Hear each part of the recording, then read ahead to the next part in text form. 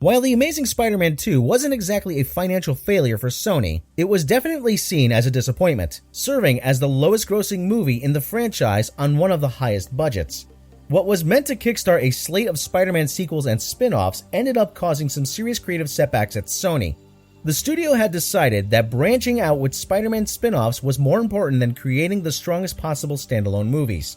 At this point, Sony had no intention of completely selling the rights back to Marvel. Given that the film franchise was one of the biggest they had, the films were indeed still making money, albeit with diminishing returns. Sony discussed a lot of ideas regarding the planned slate of movies, and most of those ideas were made available when the company's emails were leaked in late 2014. If we were to take every idea at face value, it would mean that Sony was planning over 30 different Spidey movies. It's time now to take a look at what could have been for the Spider-Man film series. Today, we'll be talking about general ideas for the setting after The Amazing Spider-Man 2, a rough outline of spin-offs and sequels that were to comprise Phase 1 of this setting, plans for Spider-Man films set outside of the Amazing Spider-Man universe, and more.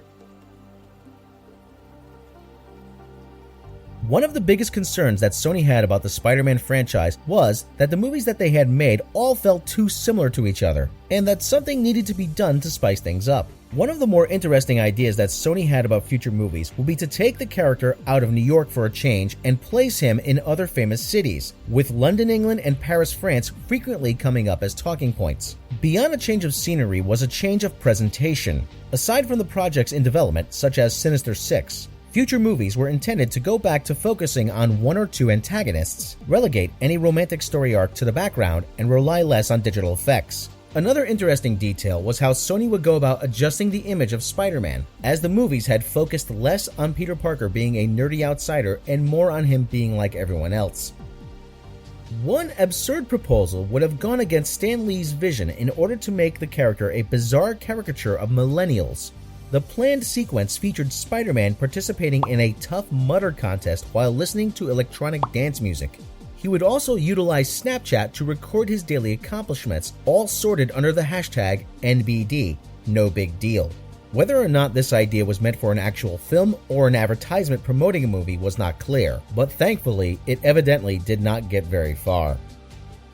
One last thing worth noting is that there was an extensive list of characters that Marvel and Sony had a dispute over regarding creative control. Sony wanted exclusive control of various organizations and locations. Most notably, they wanted the rights to the prison complex known as The Raft, the facility where many of Spider-Man's enemies have been jailed.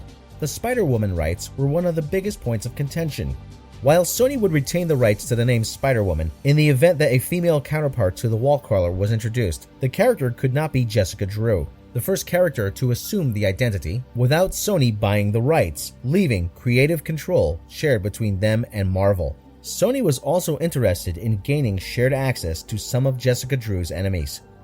Doctor Strange and Scarlet Witch antagonist Xanadu the Unspeakable was completely locked up by Marvel and Sony due to butting heads with Spider-Man on multiple occasions. Sony was also interested in getting Marvel's approval to use the Jury, an assortment of minor Venom adversaries who utilized variants of the Iron Man armor. If a deal went through, Sony would agree to adapt out any explicit reference to Iron Man.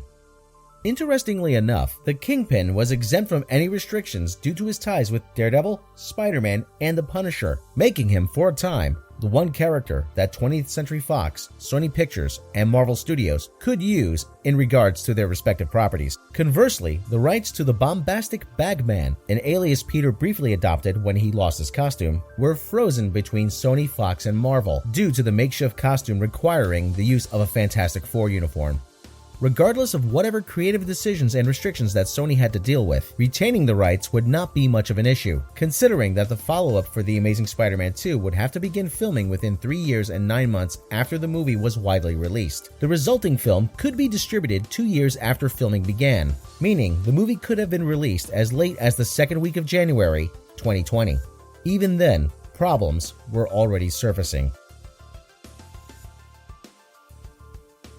As mentioned previously, one of the biggest problems that Sony had faced was finding another actor to play Spider-Man after Andrew Garfield found himself in hot water following a few disputes with the company. However, Garfield was still technically bound by contract to do another movie, and with a deadline for another film approaching, recasting Spider-Man would apparently have to wait. Since Emma Stone's Gwen Stacy had been killed off in the second movie, and the relationship between Peter and Gwen was typically deemed the highlight of the two films, Sony also faced a creative dilemma. Either resurrect Gwen Stacy to hastily undo an iconic moment from the Spider-Man mythos, or go on without her and risk struggling to find a new audience. Sony came to the conclusion that the next film in the series would have to bring Gwen back in some capacity, an idea which, at one point, drew upon the Ultimate Marvel line for inspiration, revisiting the Amazing Spider-Man 2's Magic Blood plot device, which itself was borrowed from another film written by Alex Kurtzman and Roberto Orci. Spider-Man's blood would have been used to resurrect Gwen Stacy, possibly alongside her father. However, the process would have gone terribly wrong, and she would have turned into Carnage.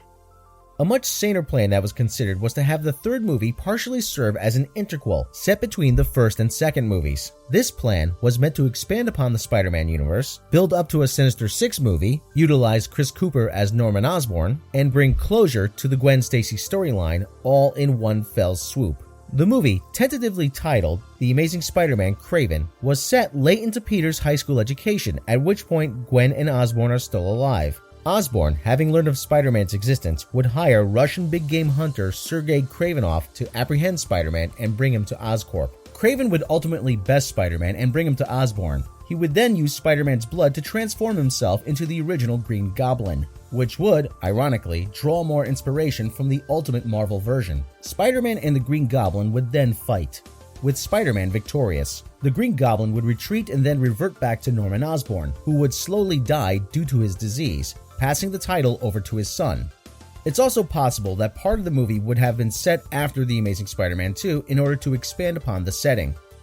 The Amazing Spider-Man Kraven would have taken the release window that Sinister Six was originally going to have, sidestepping the problem of Sinister Six being released in the same year as the competing Suicide Squad. Following this, the next movie, Sinister Six, would have served as a soft reboot of the franchise, and the story would carry on with a new actor playing the Webhead. In addition, Kraven may have served as one of the characters included on the roster of the Sinister Six.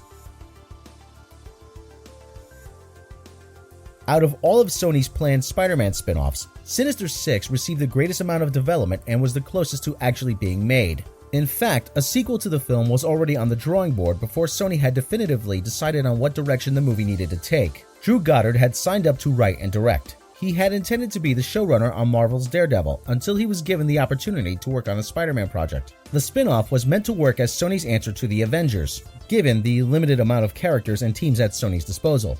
While the initial plan was to make the movie after The Amazing Spider-Man 3, the plan shifted toward using Sinister Six to build to a third film, although this was well before the Kraven interquel had been proposed. As time went on, however, the movie went from being a spin-off to a main installment, as Spider-Man was set to be included prominently in the film. Amy Pascal went so far as to note that Goddard essentially took over the third film that Mark Webb had intended to direct.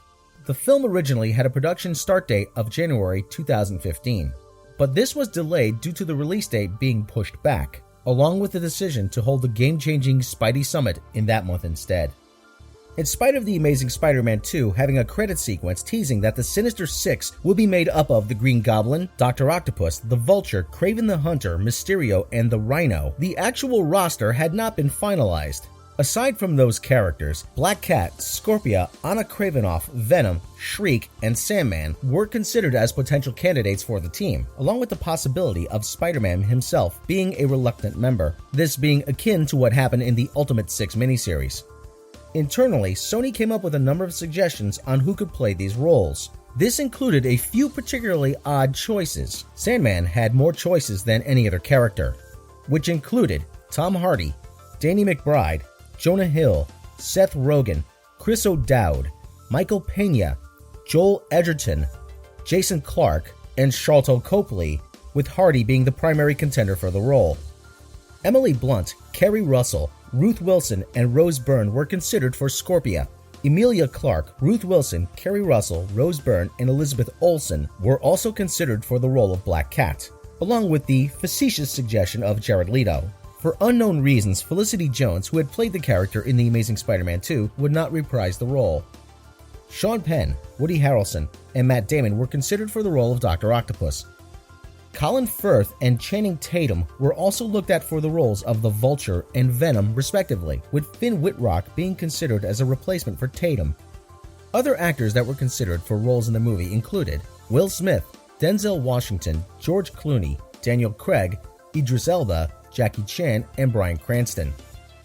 While the project went through many different iterations of scripts and general concepts, Carnage was planned to be the primary antagonist in many of them. Given that Sony wasn't entirely sure on whether or not they would be using Venom in any capacity for the film, Carnage's origin would have occurred without being tied to Venom. Of course, once Drew Goddard had received word that a Venom spin-off was being made, he had to reconsider his choice of antagonist. According to information received by Comic Book Cast 2, one outline for Sinister Six was going to feature a grand total of 9 villains that would face off against Spider-Man: the Green Goblin, Dr. Octopus, the Vulture, Kraven the Hunter, Mysterio, the Rhino, Black Cat, Venom, and Carnage. Curt Connors, cured of being the Lizard, would also make a cameo appearance.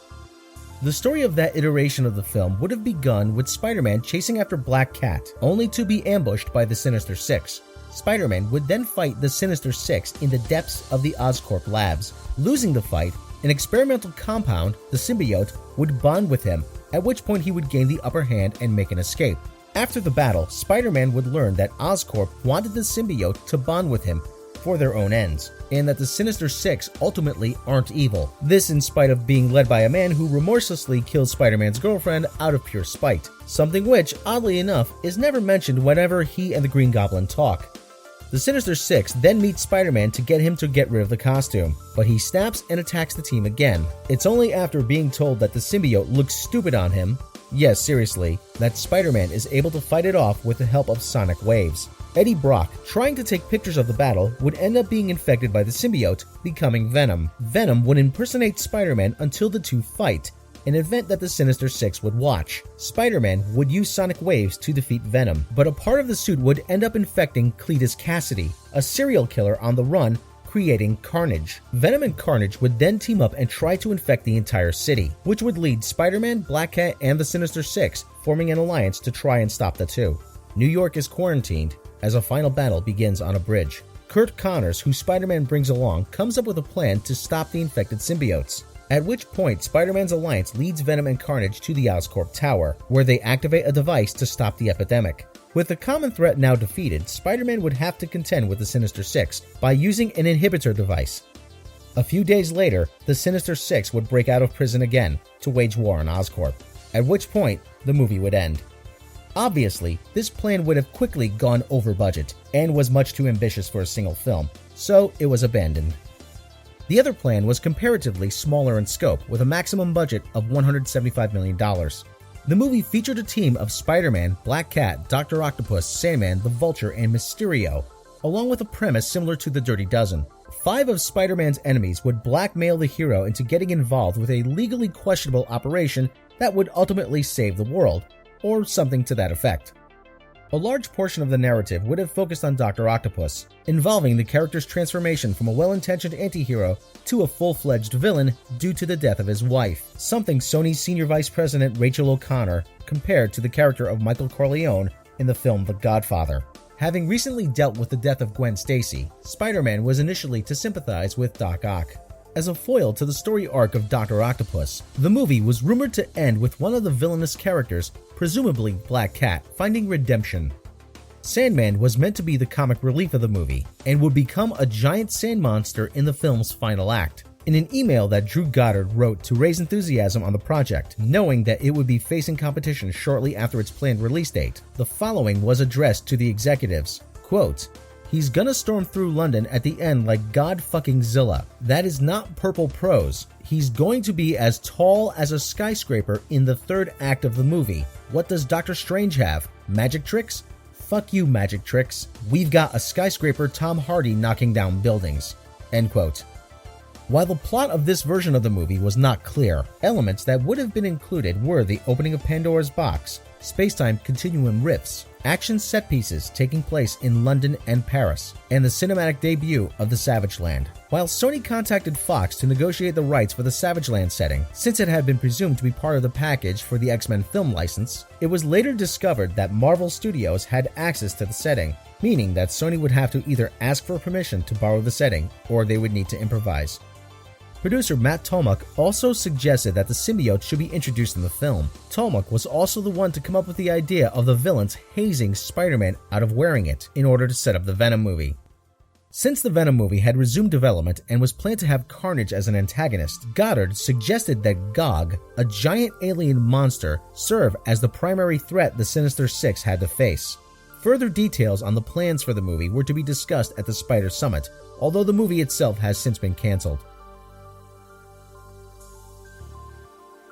This spin-off was proposed in July 2007, and the movie is apparently in the early stages of production yet again. As discussed previously, the character of Venom was inserted into Spider-Man 3 against the wishes of director Sam Raimi. The intent was to open the door for a potential spin-off involving the character, in spite of the fact that both Eddie Brock and the symbiote are killed at the climax of that film. The following year, an initial script was written by Jacob Aaron Estes, who in 2016 co-wrote the sequel to The Ring, but the script was rejected by Sony. Sony would then hire future Deadpool writers Paul Wernick and Rhett Reese to come up with 2 different drafts for the film, with at least one featuring a cameo by Stan Lee. A year later, Gary Ross, who was previously working on the not-yet-canceled Spider-Man 4, was hired to direct and make further rewrites from the Wernick and Reese script in order to turn Venom into an anti-hero as opposed to a villain. Once Ross was signed to direct The Hunger Games, the Venom movie remained in limbo for the next 3 years, a justified course of action due to the franchise reboot that Sony put into place with The Amazing Spider-Man, and one in line with the plans to create a shared universe. In 2012, Josh Trank, fresh off of Chronicle, expressed interest in taking up Gary Ross's version of the script, which would still have needed to be readapted in order to take place within the continuity of The Amazing Spider-Man. A June 2014 conversation between Trank and Amy Pascal was unveiled as part of the leaked Sony emails. Trank specifically wrote, quote, "Thank you, Amy, and yes, deal, just as long as Avi Arad and Matt Tolmach aren't involved," end quote. This suggested that while Trank was a fan of the character, he was also apprehensive about working with the producers behind The Amazing Spider-Man for undisclosed reasons.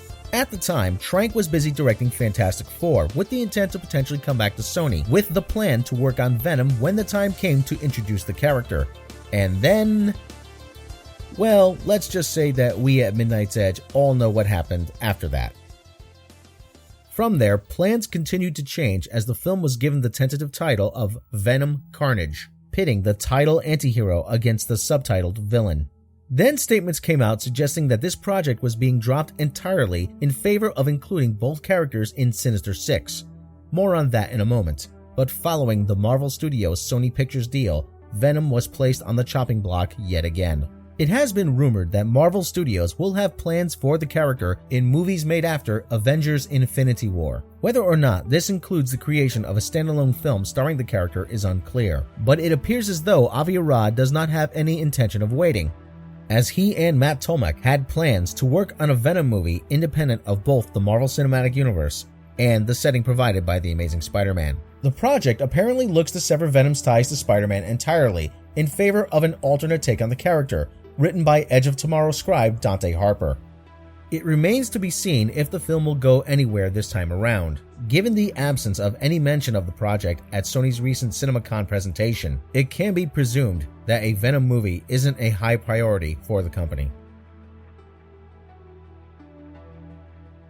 The female-led Spider-Man spin-off, codenamed Glass Ceiling, began as a project proposed by Amy Pascal. Pascal believed that Hollywood needed more women-led movies. With access limited to Spider-Man characters, Pascal selected the character Silver Sable, an anti-hero who led a group of mercenaries called the Wild Pack. Burn Notice writer Lisa Joy was set to write the screenplay after being personally selected by Pascal herself. Joy was very enthusiastic about the project. In a conversation with Pascal and another executive, Joy noted that, quote, "It was a chance to make the kind of movie and write the kind of heroines and heroes I've been waiting for my whole life. It's their character journeys, their struggles, both internal and external, that interest me most creatively. We're weaving classic heroes from the Spideyverse into an epic modern mythology infused with fresh voices, a fresh perspective, and a villain the likes of which has never before been seen on film."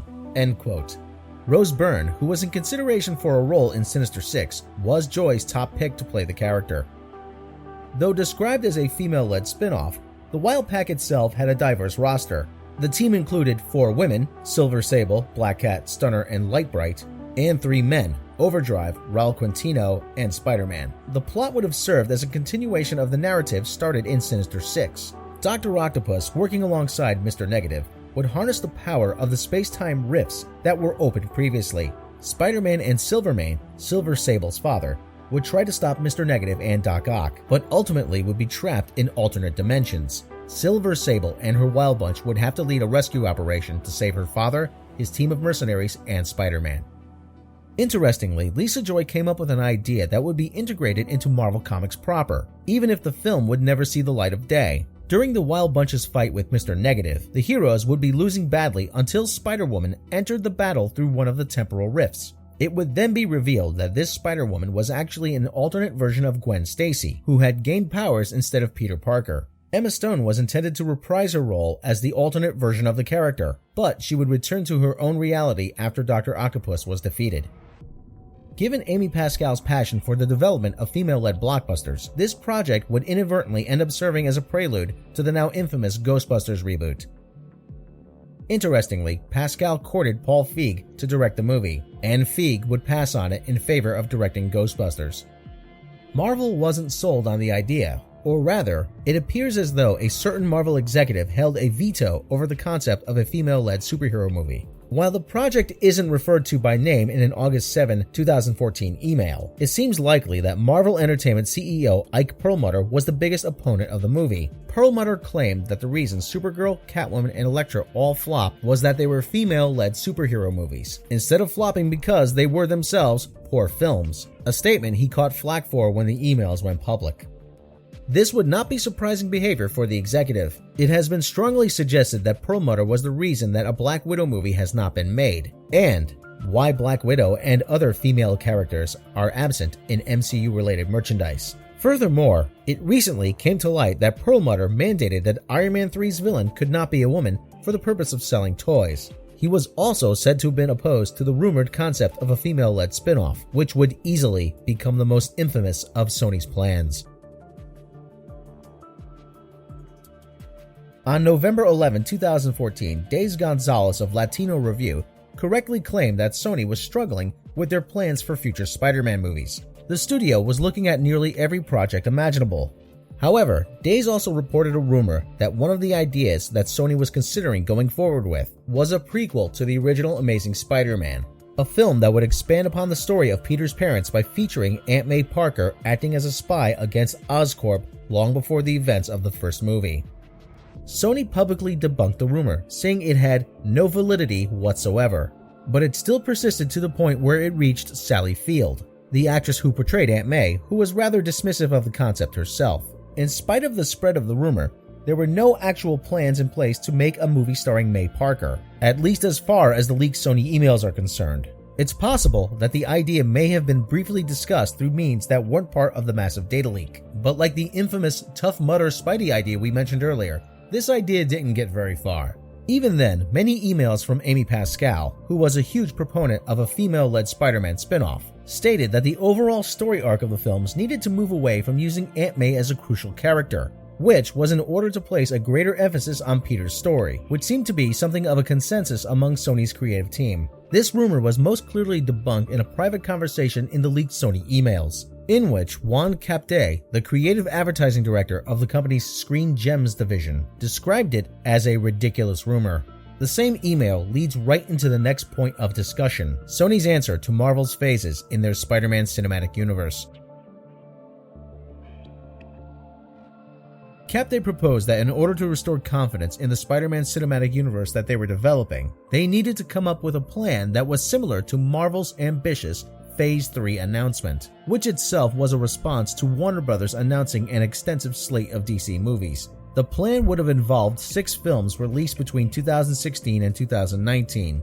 The films, when combined with The Amazing Spider-Man and its prequel, would form Phase 1 of Sony's overall Spider-Man cinematic universe. This plan's remaining films in order of release would have been The Amazing Spider-Man Kraven, Sinister Six, Spider-Man 2099, Venom, Black Cat, and The Amazing Spider-Man Carnage, with the only omission being the Silver Sable movie. Following this would be another 2 films that would start Phase 2, The Amazing Spider-Man Jackal and a sequel to the Spider-Man 2099 film. Since we've already discussed The Amazing Spider-Man Kraven, Sinister Six, and Venom, we'll cut to the chase with the details on the other movies. Spider-Man 2099 was intended to be similar to Captain America: The First Avenger of the planned shared universe, a period piece that would lead directly into a big event film. However, unlike Captain America, which was set in the distant past, 2099 was set in the distant future, with New York transformed into a Blade Runner-esque world of crowded slums and gigantic corporate skyscrapers. The movie would involve Miguel O'Hara, a scientist who replicated the effects of the genetically altered spider experiment, taking on the mega corporation Alchemax. The future Spider-Man would have faced either the Venom of that time period, who worked for Alchemax, or Morlun, who had utilized time travel and dimension warping abilities to hunt down the superhero. Regardless of the villain that Miguel O'Hara faced, the battle at the end would send him back in time to present-day New York, where he would meet the original Spider-Man as a lead-in to another movie. While the 2099 Spider-Man meeting the original would serve as a cliffhanger, the film would be followed by The Amazing Spider-Man Black Cat, a prequel that would still be important to building up to the event movie. Though Black Cat had been planned to appear in Sinister Six, her standalone movie would go into how she gained her luck-based powers and arsenal, and how she would become a heroic ally to Spider-Man after the two fought. As mentioned earlier, Kingpin, a character Sony was allowed to use, was planned to be the movie's antagonist, meaning that if the movie had been made, there would be 2 iterations of the character in 2 separate active Marvel Entertainment settings. Spider-Man 2099, Black Cat, and Venom would all lead up to the big event film, The Amazing Spider-Man Carnage.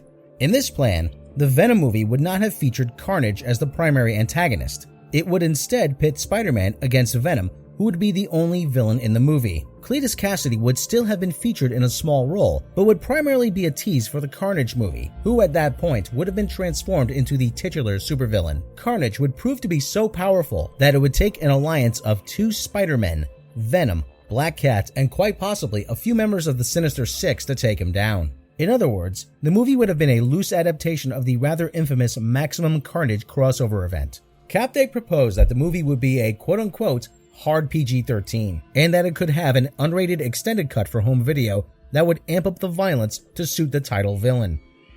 As for what was in the outline, the start of Phase 2 would have begun with an adaptation of one of the most disliked story arcs in the history of Spider-Man comics. The Amazing Spider-Man Jackal would have brought the consequences of Gwen Stacy's death back into the forefront with the motivations of the film's villain. Dr. Miles Warren, who would later become the Jackal, would have been a scientist who fell in love with Gwen Stacy when she was an intern at Oscorp. Warren would blame Spider-Man for her death. While his attempts to clone her failed, he would successfully create 2 clones of Spider-Man, the Scarlet Spider and Kane, who would be used to impersonate Spider-Man and ruin his image. After fighting Spider-Man, Scarlet Spider would have had a change of heart, and the duo would have defeated Kane and Jackal. Capday insisted that this was the beginning of the Scarlet Spider storyline, suggesting that more movies with the character would soon follow, and that the storyline would serve as the primary focus of Sony's Phase 2. The other Phase 2 movie that had been planned was a sequel to Spider-Man 2099 that would be set in the present. While Miguel O'Hara would search for a way to return to his own timeline, he would discover that New York resident Tiberius Stone was his grandfather. The butterfly effect of Miguel's displacement from his original timeline made Stone a target of the Scorpion, which itself would endanger Miguel's existence in a Terminator-esque paradox. The possibility of whether or not Miguel would actually make it back to his timeline would serve as a key conflict for the movie.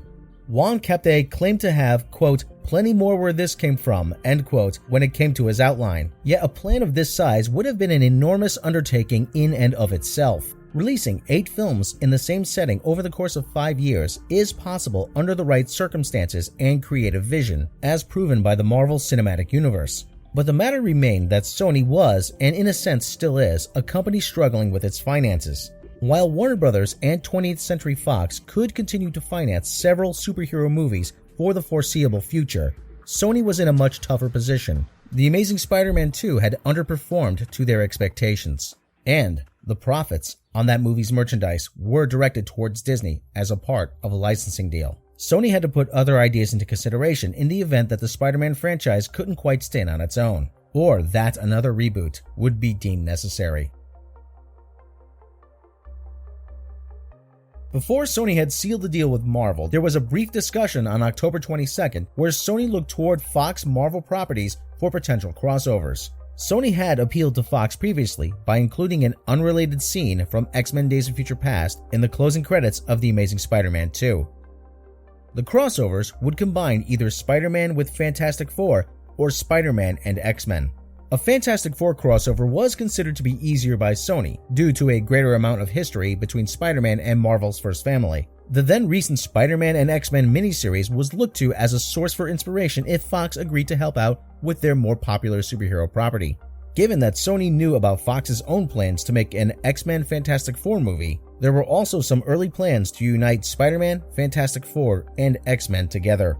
Sony representatives noted that for such a deal to work, both Fox and Marvel would have to agree to an extensive partnership, and that whether or not a crossover could happen would really come down to the restrictions of Fox's deal with Marvel, seemingly suggesting that there was plenty of legal red tape at Fox's end of the equation to begin with. In addition, emails suggest that Jim Giannopoulos, the CEO of Fox's film division, was trying to work out the details on a legally questionable X-Men Fantastic Four movie with Marvel, and that Sony's contract with Marvel was seemingly more lenient than Fox's, at least from their perspective. There was also a camp within Sony that was in favor of yet another reboot, one that would still remain independent of the Marvel Cinematic Universe.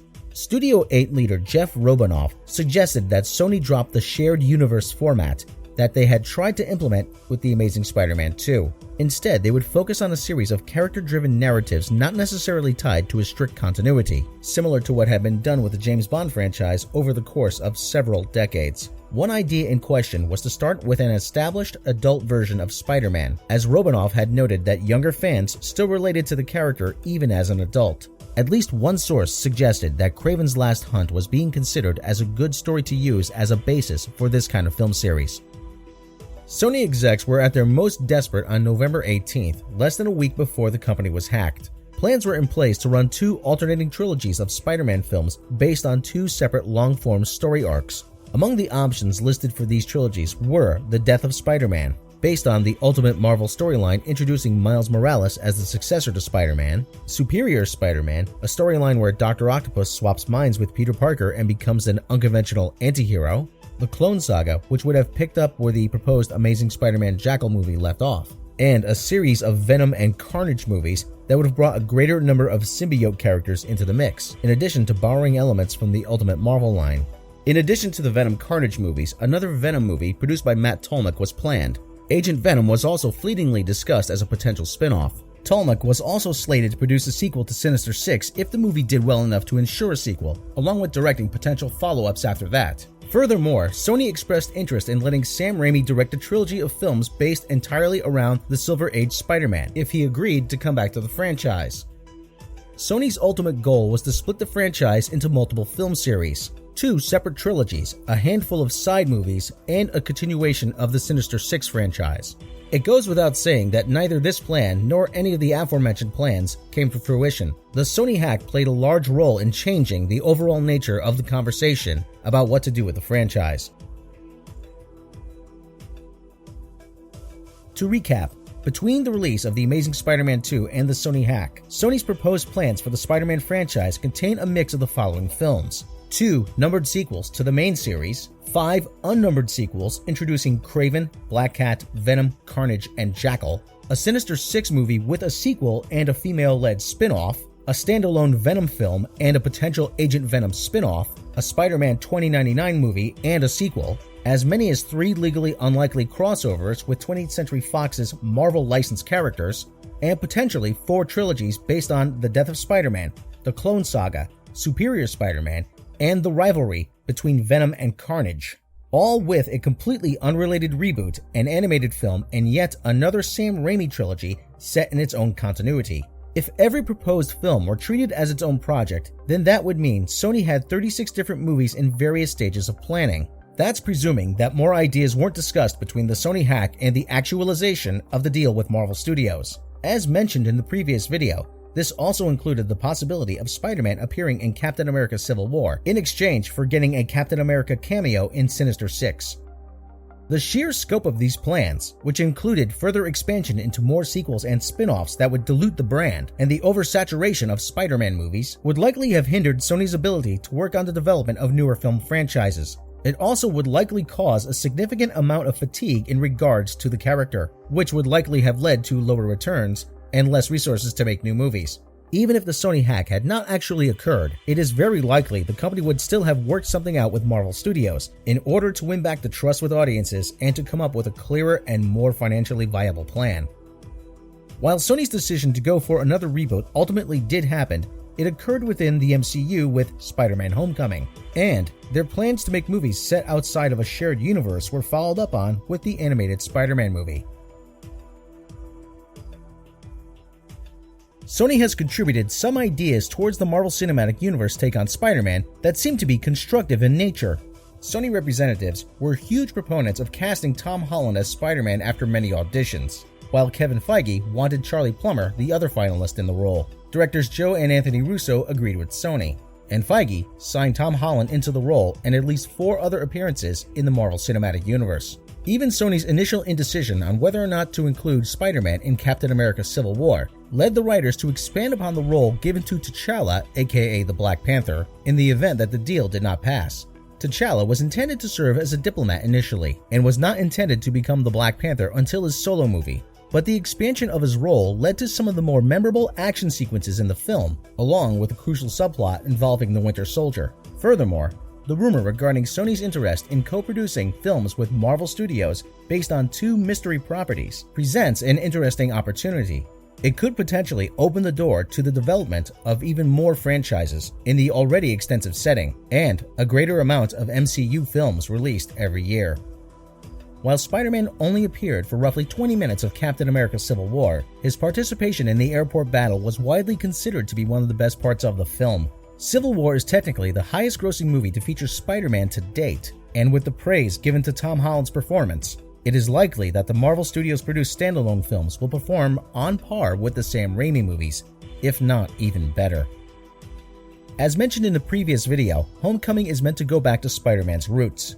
The story will be based around the trouble Peter faces with his double life as a superhero and as a high school student. The film will also explore story elements that previous adaptations have skipped over. In addition to Tom Holland, the film's cast includes Marissa Tomei, Robert Downey Jr., Zendaya Coleman, Laura Harrier, and Tony Revolori. Michael Keaton has been cast as the film's villain.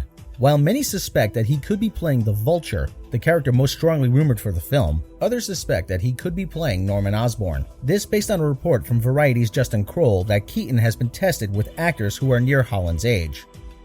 A May 20th report from Joe Blow suggests that the Vulture will be the primary villain of the film, and he will be aided in part by the Tinkerer, a little-known villain from the early Amazing Spider-Man comics, to build a suit based on technology gathered from the Chitauri invasion of New York City. The report also notes that Tony Stark will be more of a mentor than an active participant in the movie's plot, most likely due to the presence of the Sokovia Accords. But Stark will help Peter Parker upgrade his Spider-Man suit in the movie so that it will include web wings.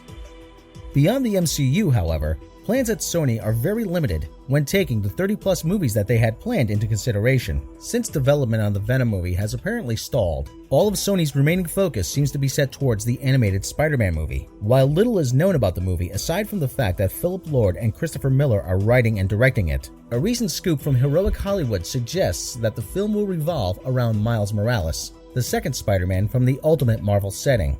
The report does not make it clear if the movie will partially adapt the death of Spider-Man, but the story will likely have to be alluded to in one form or another, given that Morales' story arc revolves around continuing the fight that his late predecessor started. A working title for the film is Miles Morales: The Ultimate Spider-Man, which may or may not be changed to accommodate the Ultimate Spider-Man cartoon series. If this is true, then Sony could be looking at a story that would justify the creation of another separate film continuity, as well as a potential franchise that could stand on its own as a narrative. In any case, with Marvel's firm supervision and Sony seeming to have the better direction when it comes to our favorite web-slinger, the future for the Spider-Man franchise is looking brighter than ever. We will be sure to cover more Spider-Man and Marvel Cinematic Universe news as it breaks on Midnight's Edge. Special thanks to the fan site Spider-Man Crawlspace for their research on the leaked emails. Stay tuned for a follow-up video where we hold a roundtable discussion on the Spider-Man film franchise as a whole, from the unmade films to the future installments in the series. If you like this video, please hit that subscribe button. Join us for spin-free news and analysis of the happenings and corporate politics behind the scenes of your favorite genre movies, as well as explorations of your favorite characters and their backgrounds and context here at Midnight's Edge.